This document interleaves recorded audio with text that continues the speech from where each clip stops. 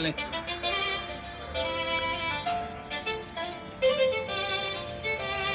Danger. Danger.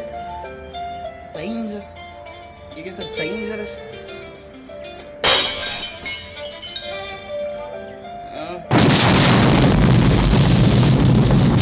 Save out, ze moet face raak. Nou moet je weer, ze moet face slaan, want ze moet weer, ze moet uitstaan. Daar laat ik je over uitpaas, als je uitstaan, want je weet, nee, die is ice down, want je weet, nee, die is bust down, want je feel that, feel like, nee, keep die, Only my medic steady, oh, no fast is ready. Ik is dan hier, bro, moet niet zeggen dat ik jou niet kan blessen. Ik is nog strictly magic, let you know disappear. Oh, no fast when zijn we nog weer, nah, ik pimo is gereed, Oh, die family zijn naam, wacht, want ze moet weer, nah, fuck. Als ik kom met mijn time, moet je ook weer die time zak.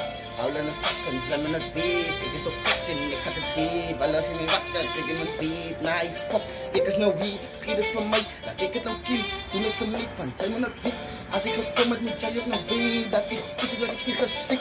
Laat ik jou wijzen wat ik het doen, want ik moet weet. Ik is het koen, zij moet mij veel, want ze moet weet. Ik is nou hier, ik ga nou te diep. Relax, hou nou vast, je wordt geketst. Die is aan ik. Speel me je beat, wie is niks. Ik is nou back. Ze zijn me nou weet, ik was weg. Die is mijn plek.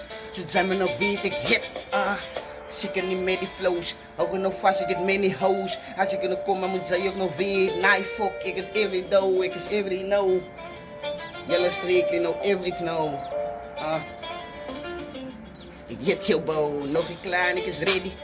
Hou wel vast, de mijn stemmen. Want zij me nog weet, ik het deed. Als ik kom, het is menis. Menis wat mij nog niet uit.